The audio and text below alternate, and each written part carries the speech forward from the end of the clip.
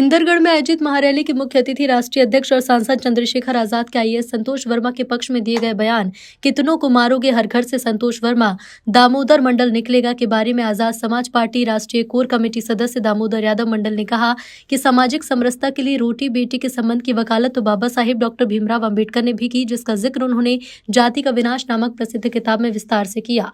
मोहन भागवत भी रोटी बेटी व्यवहार की वकालत कर रहे हैं, तो मोहन भागवत के पुतले क्यों नहीं जले या उन पर केस क्यों नहीं हुआ। आईएएस संतोष वर्मा के बयान पर इतना बवाल इसीलिए क्योंकि वो आदिवासी वर्ग से आते हैं।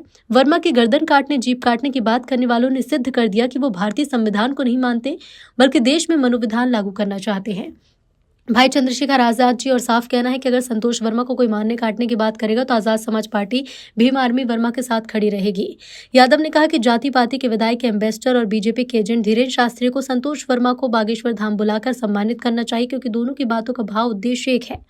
धीरेन्द्र शास्त्री के अनुसार तो वर्मा भी हिंदू है। धीरेन्द्र शास्त्री मौन क्यों है? अगर आदिवासियों से अन्य वर्ग के लोग रोटी बेटी का संबंध नहीं बनाएंगे तो हिंदू एक कैसे होगा।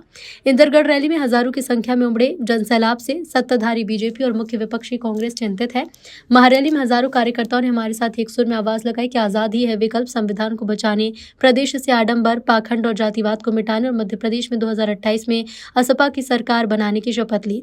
इस दौरान दामोदर यादव की जगह दामोदर मंडल नामकरण की घोषणा के साथ शपथ भी ली कि जब तक मंडल कमीशन की सारी सिफारिश लागू नहीं करवा देता तब तक खुद भी चैन से न बैठूंगा न सरकार को बैठने दूंगा। पार्टी की विदाई करने का नारा देने वाले पाखंड और आडंबर के इस देश के सबसे बड़े एम्बेसडर धीरेन्द्र शास्त्री को मैं कहूंगा कि धीरेन्द्र शास्त्री को संतोष वर्मा को बुला के बागेश्वर धाम में सम्मानित करना चाहिए। अगर वास्तव में जाति पाति की विदाई करने की बात कर रहे हो तो संतोष वर्मा ने भी तो जाति पाति की विदाई के लिए रोटी बेटी के व्यवहार की बात की है। अब धीरेन्द्र शास्त्री क्यों चुप है? क्यों धीरेन्द्र के मुंह से कुछ नहीं निकाल रहा? अब आप देखिए, ये रायसेन के अंदर कल की घटना है, परसों की घटना है।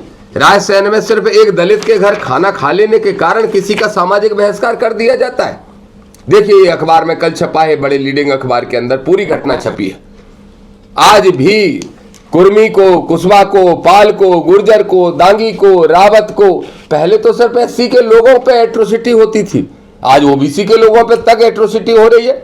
तो क्या सिद्ध करना चाहते हैं? तो इसलिए हम लोगों ने तय किया है, धीरेन्द्र शास्त्री या तो आडंबर पाखंड की दुकान बंद करे, जाति पाति का नारा जो दे रहा था खत्म करने का, या बंद करे, और नहीं तो मैं कहूंगा अगर वास्तव में जाति पाति की विदाई करना चाहते हो तो बुलाओ हमारे आदिवासी भाई संतोष वर्मा को और उनको सम्मानित करने का काम करो।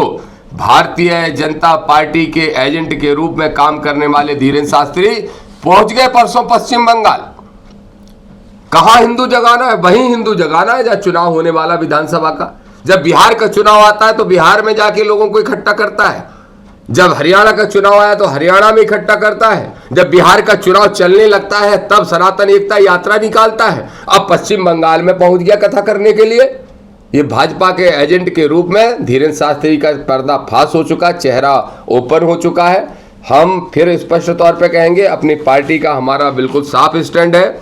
जो हमने कार्यक्रम किया और जो जन समर्थन मिला और जो तीसरे दल की यहां कमी थी, वो कमी आजाद समाज पार्टी 2028 के अंदर पूरा करने वाली है। मध्य प्रदेश में हम सरकार बनाने का दावा करते हैं कि अगली बार हम सरकार बनाएंगे। कल साथी पत्रकार पूछ रहे थे कि आप फलानी पार्टी को रिप्लेस करके तीसरी पार्टी बनोगे। हम कहते हैं नहीं, हम इकलौती वो पार्टी बनेंगे। कांग्रेस वो काम नहीं कर पा रही, निठल्ली है कांग्रेस, निठल्ली है कांग्रेस। मनुवादी और सामंतवादी विचारधारा से ओतप्रोत है कांग्रेस। भारतीय जनता पार्टी की वास्तव में अगर कोई बी टीम है तो वो है सिर्फ कांग्रेस।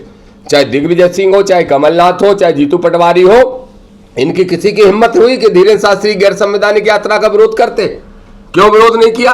आज जब संतोष वर्मा पे एक आदिवासी होने के कारण उसको टारगेट किया जा रहा है, तब कांग्रेस भारतीय जनता पार्टी की भाषा बोलने का काम करती है।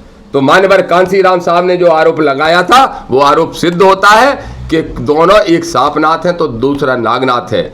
बहुजन समाज के लोगों से, पिछड़े वर्ग के लोगों से और SC ST के लोगों से हम कहेंगे पूरे मुट्ठी बन के एक तैयार हो जाओ। 2028 के अंदर हम अपनी सरकार बनाने का काम करेंगे। और आप सबसे मेरा निवेदन है जो आप सवाल पूछने में बोलते हो दामोदर जी ये बताओ, दामोदर यादव जी ये बताओ, दामोदर मंडल बोलेंगे तो मुझे प्रसन्नता होगी। और वैसे भी हमने कागजों के लिए अप्लाई कर दिया है। मैं ऐसा मानता हूं कि यादव सरनेम लिखने से सिर्फ एक जाति का प्रतिनिधित्व दिखाई देता था, लेकिन मंडल मतलब सामाजिक न्याय की लड़ाई का सबसे बड़ा सिंबल।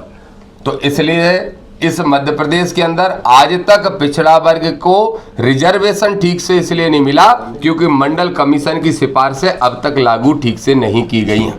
तो दामोदर यादव हो चाहे अनिल गुर्जर हो, चाहे पिछड़ा वर्ग का कोई भी साथी हो, हम सब ने तय कर लिया है कि जब तक मंडल कमीशन की सिफारिश लागू नहीं करा देते तब तक ना खुद शांति से बैठेंगे, ना किसी सरकार को चैन से बैठने देंगे। धन्यवाद।